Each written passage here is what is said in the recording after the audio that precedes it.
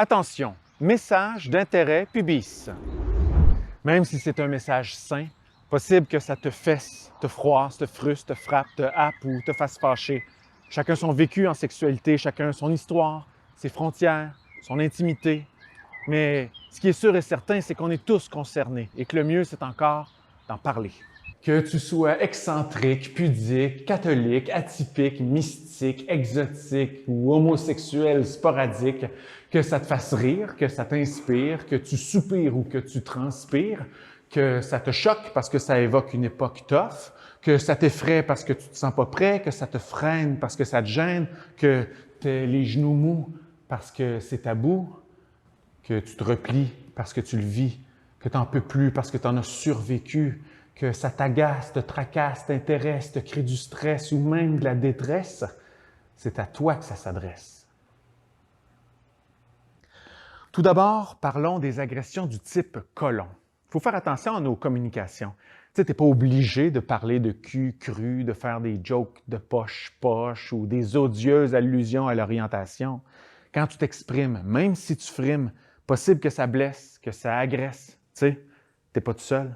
Il y a aussi les regards, les yeux crosses, les pupilles qui déshabillent, la poche trop proche, l'approche trop poche.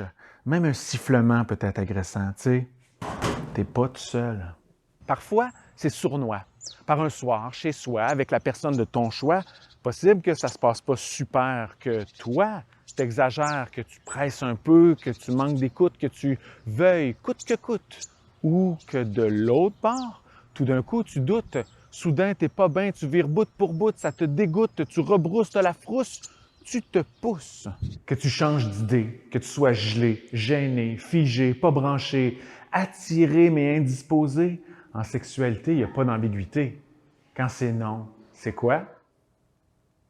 Si tu as besoin d'une oreille, d'une âme qui veille, d'une écoute de cœur à cœur ou encore d'un conseil, une option, il y a ici bien des gens bienveillants qui peuvent t'informer ou se mettre dans tes souliers pour mieux t'accompagner à trouver tes propres clés.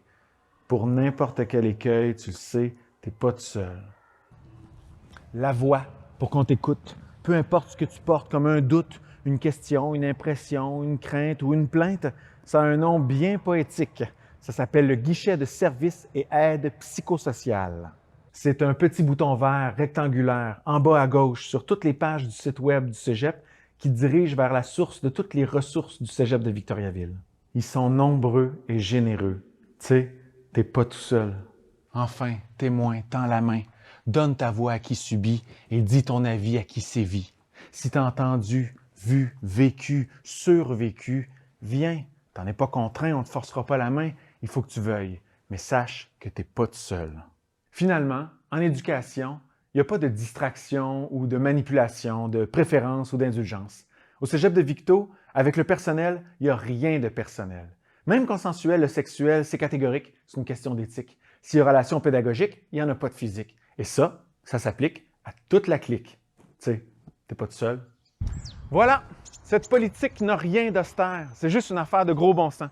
Pour le restant ici, le but, c'est l'enseignement. Pour que ça se fasse, il n'y a pas de secret.